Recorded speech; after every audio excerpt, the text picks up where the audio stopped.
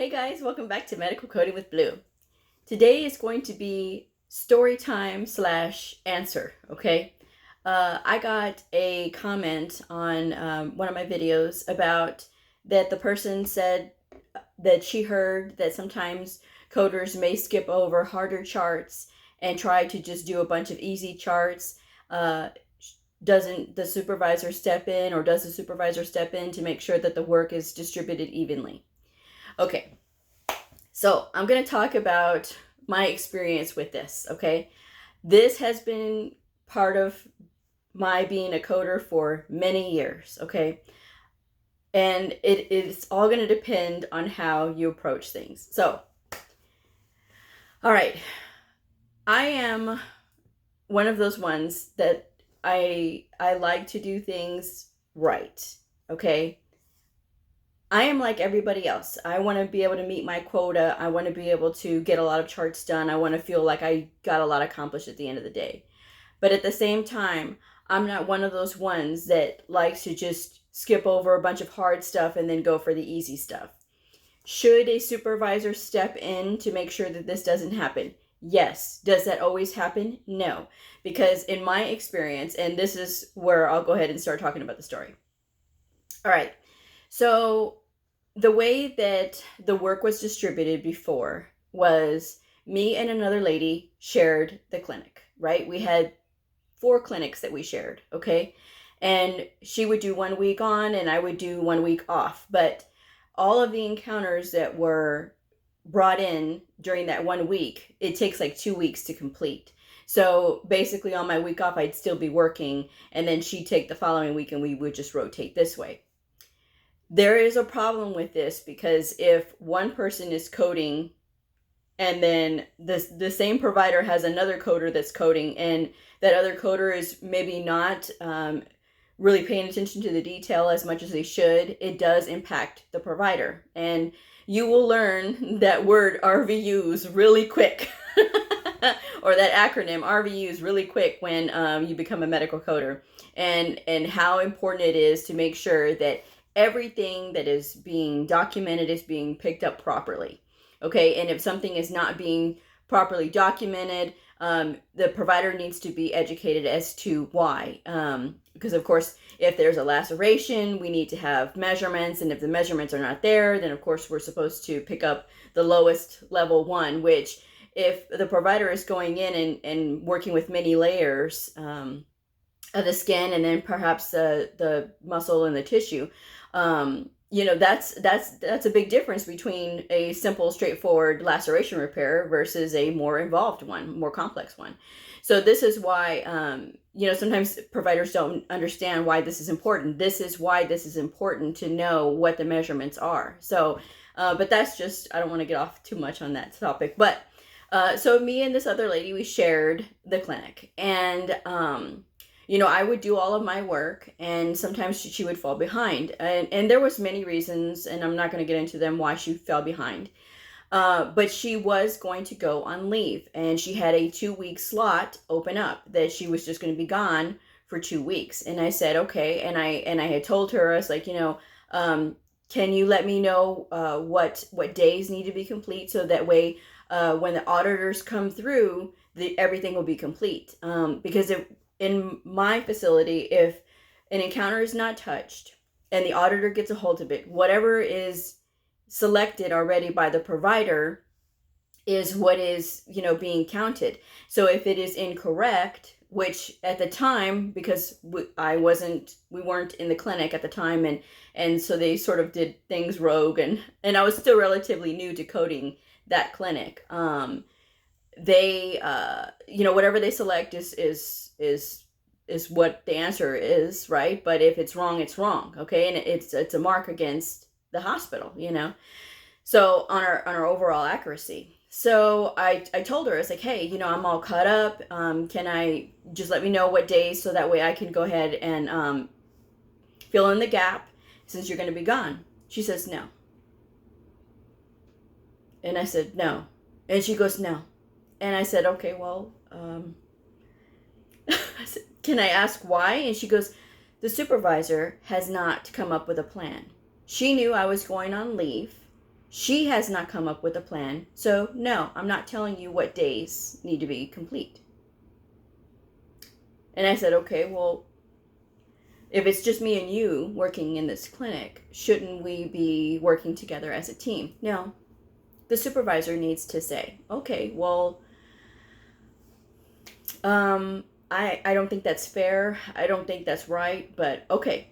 If that's, I mean, I'm trying to help you out, because eventually this is going to impact everybody, if our numbers look bad, we get scolded. So it's just like, okay, all right, fine, And so when I talked to my boss and I'm like, she's, this has happened before where people go on leave and then they say, what are the days? And then, they don't have a problem saying what days they need to take over, but she's actively fighting me, she doesn't want to tell me. She's like, don't worry about it, Blue. And I said, I'm like, are you kidding me too? And then she goes, no, don't worry. I'll find out which days it is. And so I said, okay. So she was able to, after the other lady went on leave, she was able to find out what days needed to be done. And so I went and pulled those days that needed to be done. All of the easy stuff was done on those days, but only the complex charts were done. And I'm looking at this list of like all these encounters that there's all this easy stuff that's done, and now all this hard stuff is left. And this is what she had left. And I said, you realize she left all of this hard stuff. Well, Blue, just get done what you can. You realize that I always complete 100% of all of the things that I get in. You're telling me that all of the easy stuff is gone and this is just the hard stuff left. And this is, and she goes, just whatever you can get done. I'm glad you can get something done. Don't worry if you can't get it done. No. No. I'm going to get this stuff done. But I'm telling you right now, I am upset about this. I said, because this isn't fair. And she's like, well, just try your best. So I got it all done. I mean, with the help of, she was a coding coach, and her primary position was to help with the backlog. Okay. And she was like, oh my God, we have so much stuff. It is so hard. I said, yes. And I said, just give me, and so I worked with certain providers, so I already knew how they worked. So I took on those and I gave her the easier stuff to get done because I knew how to navigate their documentation. And her position as a person who takes care of backlog, she was sort of going through a bunch of different clinics. And so, the person that knew all the ins and outs is me. And she just sort of broad stroked and knew the other stuff. So we worked together to get it done. Plus I still got my stuff done. Well, a couple weeks later when my partner came back and she, the audits came out, for, what audits were drawn. And we can see a list of all of the audits that got pulled. And we have to wait and see what the auditors say. If we were correct or if we're incorrect, then they kick it back and they say, well, this isn't correct. And then we can mediate if it is a mediate thing. Okay. Sometimes there's some things that just get missed, that sometimes an auditor can see that the coder didn't see. So, it just depends. But in this instance, there was about 10 encounters that got pulled that were hers during that time frame that did get picked up because it was just a random pull and it just happened to be during that bulk of time. So if I had not insisted on making sure that all of the encounters were touched, those potentially would have had the risk of coming back as incorrect. And so, of course, when the audits came back, everything came back good. And so me and the lady that does the backfill, we were like, yes.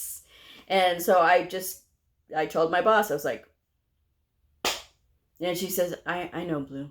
I know, you don't even have to say it. And I said, okay, I'm not going to say then. And so when the audits, like I said, when they came back, everything was good. We were at 100%. And I was like, yes, that was a proud day for me because not only was I under the gun because I had to do my stuff, but I had to fill in for her and I had to make sure that the stuff got picked up like it was supposed to. And it was okay because At the end of the day, during that time, I decided, when I saw that she had done that, I said, okay, I need to make sure that when I put my head in this frame of mind, and of course I was upset. Of course, when you see a bunch of stuff that somebody did and they just picked through all the hard stuff and they just did all the easy stuff, it is a slap in the face. That's how it feels, because I work hard to make sure that everything is done regardless of whether I like to code it or not. This is why, like I said, I try to make sure that I understand. If the more you understand things and the more that you make the effort to learn, the better off it is, because the easier it gets. Because a lot of people would say, oh God, fracture coding is so hard. No, it isn't. Fracture coding is very easy as long as they have all the information there. And for me, it's not that hard. She happened to not like injury coding. She hated it. And so it's just like, and it showed by what she was picking up. And so I said, well, I have to think about it in a different way. I have to think about that I'm not here for the coders. I'm here for my providers. That's who I'm here for. I need to make sure that I remember when I get frustrated because I have to pick up somebody else's slack, that it's not for that coder, it's for that provider. And that, having that sort of frame of mind changed how I looked at it. And so I was able to have more energy to get it done, because it's, what's important to me is not other coders. And you will find this in your professional life as a medical coder, that there are going to be other coders that don't like you. And they may not like you for many reasons. And it may be a very stupid reason that they don't like you. That they're going to be coders that respect you for everything that you know. Then there's going to be coders that disrespect you because for a myriad of reasons. There's really no clear reason why. Believe it or not, there's people that don't like everybody. So, and I'm one of the people that some people don't like me, and that's okay. I'm all right with that. It doesn't matter to me. What matters to me is, am I doing everything I can for my providers? Are they getting enough support from me? That is my concern. I'm not concerned with other coders and what they think and what they know. I'm not concerned about that. Will I share my knowledge with other coders? Absolutely, because I think that that's important.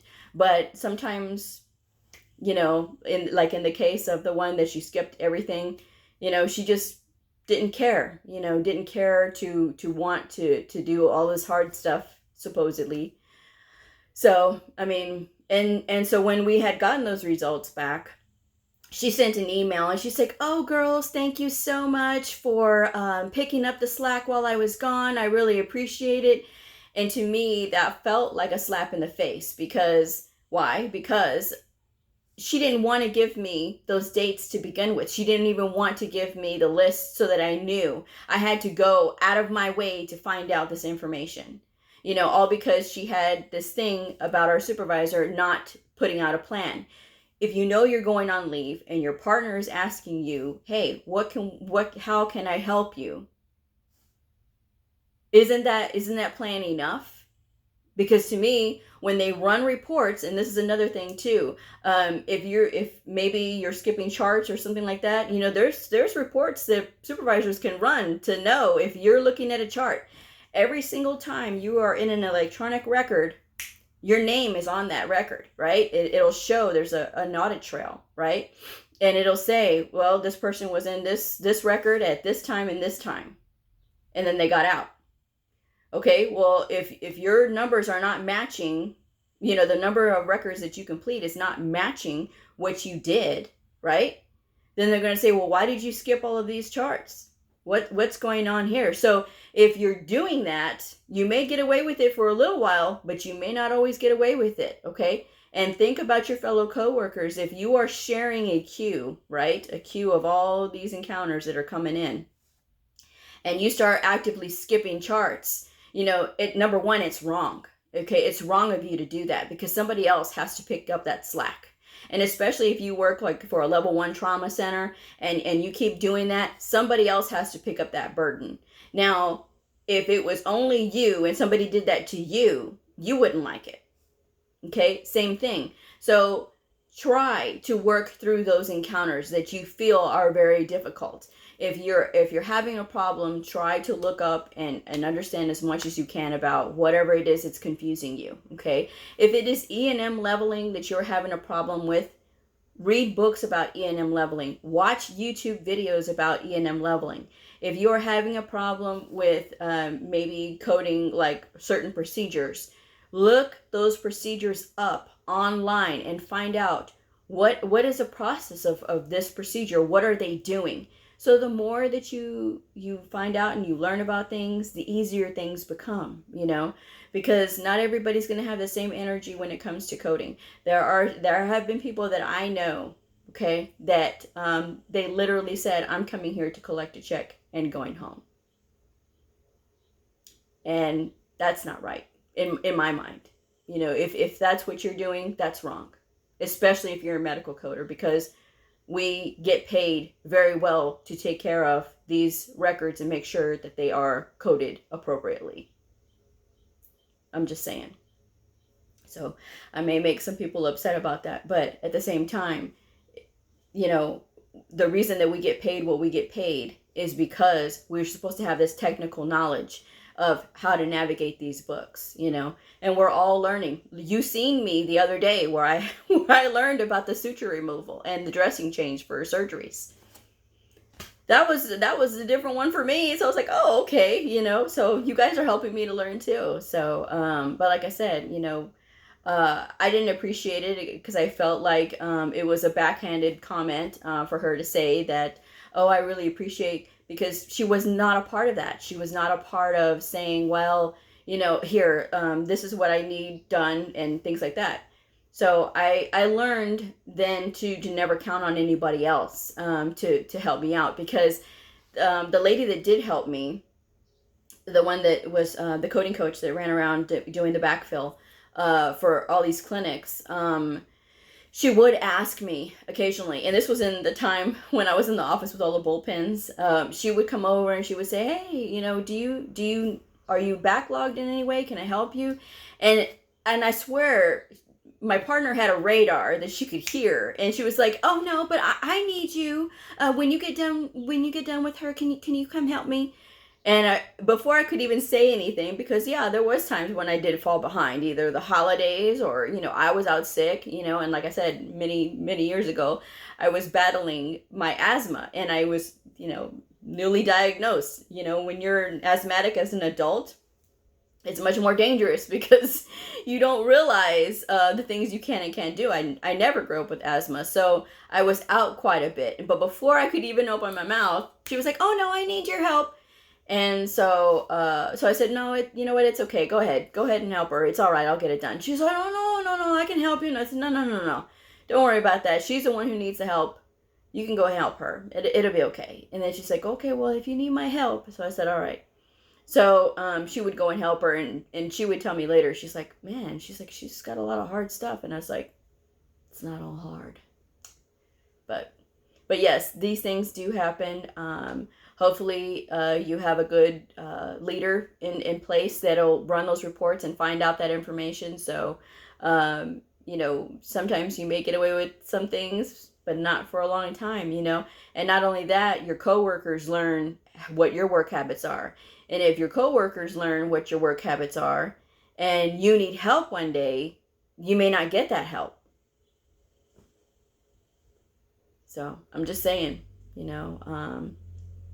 something to keep in mind, but that's one little thing about working, with partners, is that's a little hard, but I learned that, working where you're doing that 1 week on, 1 week off is not a good thing, because it's two different people looking at your documentation, the provider's documentation, and coding it, not the same way. And so in some instances, in some it is mirrored, but some it's not. So we eventually, my partner and I that did that, we eventually settled on splitting the clinics.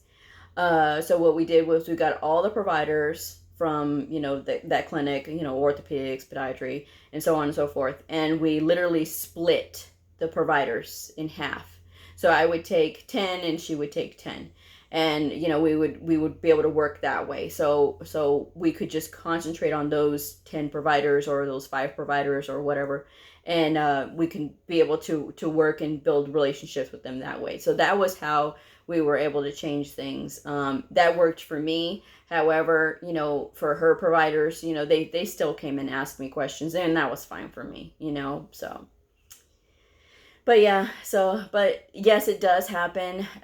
So my advice to you is, if it is happening to you and you're getting stuck with all the hard charts, let your supervisor know, so that the supervisor can run those reports and find out what's going on, because that coder should be counseled.